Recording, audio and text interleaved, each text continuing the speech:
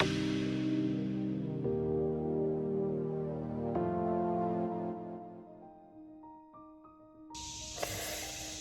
is going to be tough. All right, y'all. This is what we got. I am here to share my story. A lot of you may know me. A lot of you may even be subscribed to my YouTube channel. Make sure you do that. But today is personal for me because I am finally going to share my story unapologetically. It starts with in my adolescence. I think a lot of people can identify, but I was not raised by my biological father. And that experience alone was where I first experienced like maybe abandonment issues or rejection issues. And it stemmed through my life, and I saw it come up in many different places, but it also carried over into the men that I dated. And I started to date men who were really not good at, worthy enough of even seeing my value. But it all stemmed from, rejection and abandonment issues that I dealt with in my adolescent life. So throughout high school, dealing with rejection from even friends who were supposed to be my friend, but just dating men who were actually not kingdom men, and they were not for me.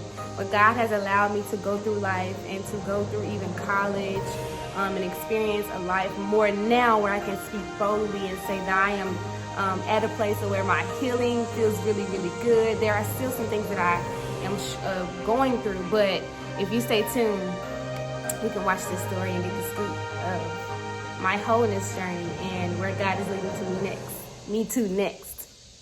So I'm recording again, and this is where I share my story, I tell my testimony, but I'm doing this in two different settings because personal reasons. So here you go. I have on my Boss Your Life t-shirt because this represents my brand that I now own, that I'm the CEO and founder of. And it speaks so many different volumes because when I think about bossing my life, I think about all of the trials and tribulations that I went through. I wasn't raised by my biological father, and that planted a seed early on in my life of rejection and abandonment and feeling like I was not secure. And feeling like, why does this man who is my father not want me? And no longer, I don't blame him, because we all go through different changes and seasons of our lives, right? We all are doing this. We all are going through this. But I went through life, just trying to understand who I am. And I still am every day. You know what I mean? Life is lived forward, and you understand it as you continue to, live. And there were different seasons where I was very low on confidence. I did not think I was beautiful. I didn't think I was pretty. I thought I was the bottom of somebody's shoe, like the scum on somebody's shoe, you know what I mean? I went through those types of things. I went through those feelings of, rejection and fear and failure. And I think in a lot of ways I overcompensated by trying to be so perfect. You know how you sometimes, just want to be so perfect that nobody sees your scars. But I had so many deep scars. I used to cry alone at night. I mean, I didn't tell certain things to my family, and I have a loving family, a prayerful family. But I just felt like that if I was to tell them what I was going through and they saw that I would no longer be perfect.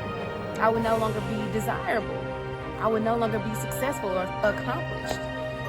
But I'm telling my story now with power, and I went through different changes of revealing who I am because that's what it took for me to do it. But I made some choices along the way with men that were not healthy at all.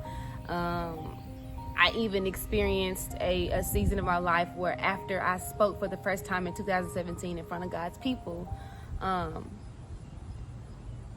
met someone, and little did I know that person already had a plan for my life. And I'm not going to go into detail about it, but from that experience, I decided to have an abortion because of the circumstances. And all the circumstances of people's lives for the reason why they get abortions, it's on them. I mean, it's different for everybody. And sometimes we are too quick to judge people and too quick to say, well, this person is that way, without even knowing their circumstances, without even knowing their options or whatever their story is. And so I'm here to say that for any woman who has experienced, certain things in life that you are shameful about telling, then don't feel like you're alone in that story, because I also felt very, very alone. I also felt very, very rejected, and it was because of so many different situations in my life that I dated the certain men that did not really lift me up. They didn't really push me to be the progressing woman of God that I can say that I am today. But all of my decisions and all of my circumstances and all of my struggles and all of my hardships have made me who I am today. It have made me more confident. It has made me more wanting to pursue God. But it was all because of God that you see the smile on my face, that when I tell my story, I am no longer afraid. That when I tell my story, I tell it in confidence, because no one is going to hold up my past against me. God has forgotten, because I have repented for what I have done. And when you repent, God forgets. It no longer matters what you did 5 years ago, 3 years ago, but the key to that is repenting. And then if God can forget, then you need to move on. The number one way the enemy tries to continue to hold you back and distract you and destroy you is by hovering things and lingering things over you from your past, from the mistakes that you made. But God doesn't remember those. And there's so much more to say on that. You can listen to my Miles Monroe teach on prayer and, forgetting and repenting and things like that. But I wanted to tell my story the way that I wanted to tell it. That the way that no one can, try to hold it over my head, because it ain't about that. So I'm going to show some pictures of some things that I've been through. You're going to see some of those things. But I just say stay tuned. Stay tuned to hear what God has brought me through, and know that He can bring you through. It's possible. I really want to connect with women who are dealing with the spirit of perversion in their sexual lives, and the enemy does this thing where he will plant opposition in your life early, and he planted opposition in my life very early on, so that when I would go through life, I would deal with the spirit of perversion. And it was when I first began to speak in front of the church. It was my first time speaking back in 2017 in front of the people of God. And right after that, I went through a tumultuous time in my life. And even before that, I was dealing with darkness. I was feeling like I was not even worthy enough of being who I am today. I was feeling like I was the bottom of somebody's shoe, like I belonged in a ditch. I did not feel confident about who I was. I did not feel confident about what I had to bring to the table, because of this constant feeling of rejection and abandonment and low self-esteem and low confidence and low value. I didn't see the value in who I was. I didn't see the value of the woman that I am. And I did things along the way. I dated men along the way who also did not reciprocate. Well, they reciprocated what I felt about myself, and that's just the honest truth about it. But the story is that after being molested even early on, before I really started to even indulge in sex, and I'm not even saying that you should have sex early, because it does stray you. It does make you go through some things that you might not have to go through if you abstain. But I've experienced molestation early on before sex, and you could say that it planted a seed of curiosity into my life that I necessarily didn't really want, but it just kind of led me to that. And not only that, I didn't even know that at the time when I was dating a guy that it was actually called rape, because I did not consent to the sexual activity that was going on. So there was rape and there was abuse, there was domestic violence that I dealt with as I was going through high school. And a lot of people probably don't even know this, and I masked it because I just thought that's what you do as a woman. You stay strong no matter what you're going through emotionally. I didn't want my parents to be worried about me. I didn't want my friends to be worried about me. But I was going through so much, and I was what you call just kind of going through life. I was in my dark moments, and I ask God now to help me to remember those dark moments, because I want to reach someone who is going through dark moments right now. And it's not always peaches and cream. You feel like you don't want to be here. And then going back to the story, when I first introduced, speaking into my life, when I was starting to accept the call that God had for my life, I prepared for a speaking engagement at my granddad's church. My granddad is a pastor. And I prepared. And right after that moment, this was in 2017, a couple of months, maybe a month or so later, I met someone. But anyway, I say that to say that I went through a season where I had aborted a child. I'm pretty sure I would have had a son. And he would have been going on 3 years old today. But I chose to abort the child because of the situation. And I believe that it happened because the enemy saw me accepting the call on my life. And I really had to drag myself through this. I drove myself through this because I needed to learn some things. But also the enemy had specifically attacked me. And so in these next few photos, you'll see some of the pain that I was going through. You'll see on my face how desperate I was, how lonely I felt, how much in pain I felt, how much my heart was broken, and how much alone and I just was giving up. But at this moment, also, I was birthing a new me. I was birthing something that I didn't even know that today would be even important. So stay tuned and watch these videos, and I'll come right back to you. I used to smoke weed. This was me 3 years ago after the abortion, faking like I was happy. I was not happy. I didn't even have self-love. This was some of the pain that I was facing that you could see physically, but I was faking it. I was done with my old ways. I was in utter pain. I needed God. I was trying to flee from rejection, abandonment, rape, molestation, and depression, and so much more. This photo was evidence that I had messed up. I was low on self-esteem. I needed another chance to start over. I needed God.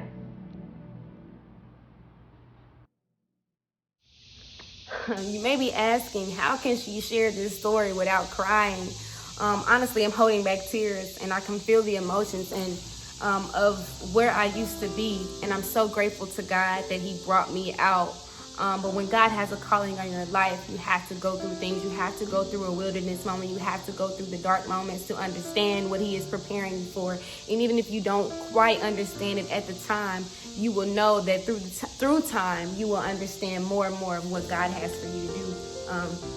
So I knew that in 2017, I had been preparing since 2017. And I even got into another bad relationship, and I even wanted to end my life.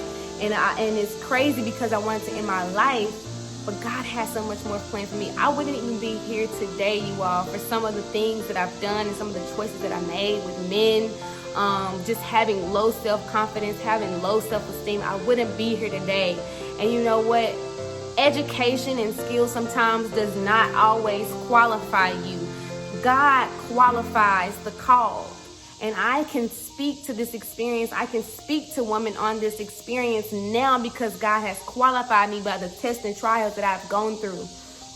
It has been very, very tough, and it is taking so much courage right now to even speak to you on this topic and to even share with you these emotions that I have. But I do pray that it touches someone's life to know that if you are feeling low self-esteem, that if you are going through a lonely time, you are not alone. If you have aborted a child, I am standing here right beside you because there are different situations and it affects people differently. If you are feeling like you are belonging at the bottom of the pit, I want to let you know right now that you do not belong at the bottom of the pit. You belong exactly where you deserve to be, and that is at the top of the list, a priority to some man and a priority to yourself. And after these years, I shaved my head off, right? I shaved my head off, and this is really where my rebirth began because I knew that I didn't accept myself. I would try on wigs, I would wear wigs, I would date different people, I would wear all these different things to try to cover up because I didn't love myself.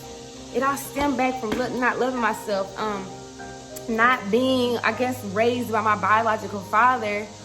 It had some deeply rooted beliefs that did not serve me in my life now, about my own self-compassion, my self-love.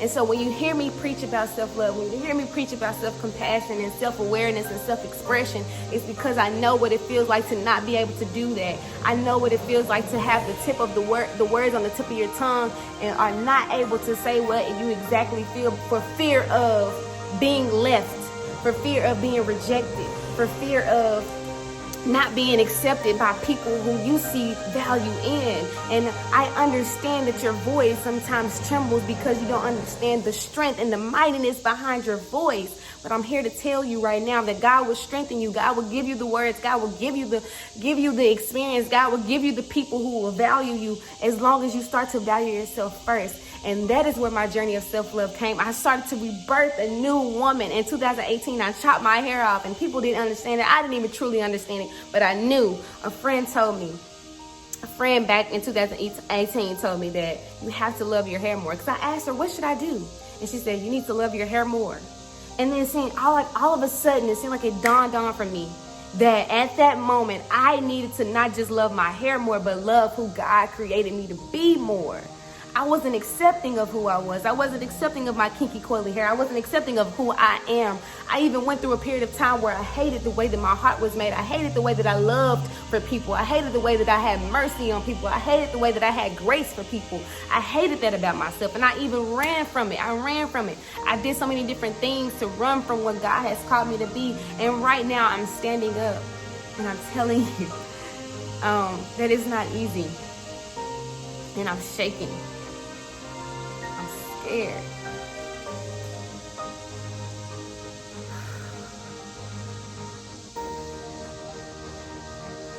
But in order to have power, in order to move in power, in order to see that you have power in yourself, in order to walk like you have power, we have to identify the struggles. And maybe you're not ready to tell your story. Neither was I, and I don't think I ever will be ready. But that's why I'm doing it. Because the more that I give liberty to myself to tell my story, I give you liberty to tell your story. And most people don't understand why I can walk alone now, because I love myself now. And most people don't understand why I don't date right now, or I'm not interested in somebody who's going to bring nonsense to the table. And why I put God first is because I learned through the test of time, through wanting to even end my life over stupid nonsense, over men, over messed up choices, over under the spirit of perversion, which is the spirit of deception, deceiving you that things are which they are not. It is not like that. And so I knew then that when that attack came onto me in 2017, that I was supposed to be doing this, that I knew that I needed to be standing up. I didn't know how, I did not know what it was going to take. But the new story that I love to tell is my journey from brokenness into my healing, into my wholeness. Wholeness is the new story. Wholeness is the new narrative. And you cannot help who's a antagonist or an enemy in your story, but you can help who has power over your story, and you have the power over your story. And that is something that I'm understanding now. I was clubbing, I was drinking, I was smoking, I was doing all of that to run away from God, to run away from my purpose. I did it. Some of you that know me who probably are watching this, I probably smoked with you, I probably drank with you. But it's not my past that is going to hold me hostage. I will not be held hostage by my past, and you shouldn't be either. I tell you this with humility. I tell you this with love. I tell you this with care. I tell you this while I am shaking and scared. But I tell you this in strength, and I tell you this in power. That if I can make it, the woman who looks so put together and so strategic and so powerful and so confident that you see all the time, It's because of my hard times. It's because of the abandonment, the rejection, the low self-esteem that I am confident right here, right now. It has been all of those things that has made me who I am.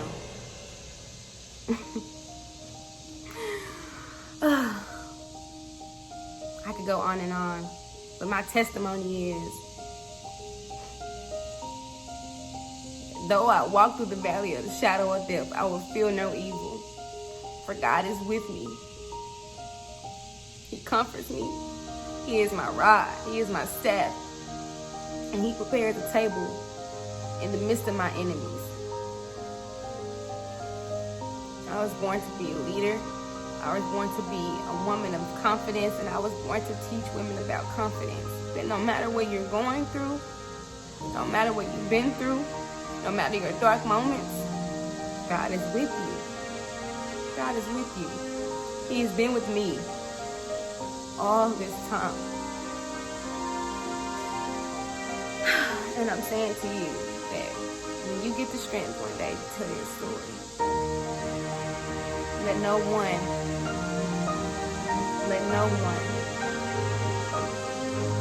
tell you you are not worthy, because you are worthy.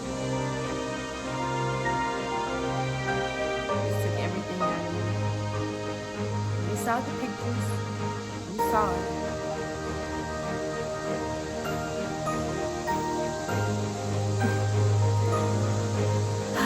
God be with you. Make sure you like, share, subscribe. Tag someone who needs to hear this. Tag someone who needs to be empowered. I'm scared. I can't get that. I can't say that enough. I'm doing this scared. So do it scared. May God bless you. May God be with you. And as I always say, we are healthy, wealthy, and wise. And remember to be inspired. That your pain points you to your purpose. And you should pray all the time over those pain points. I learned that from Cindy Tramp. Your pain points lead you to your prayer points, and your prayer points you to your assignment. So I'm out. I love you all. Make sure you hit the notification button below. See you later. Inspired Bosses, we out.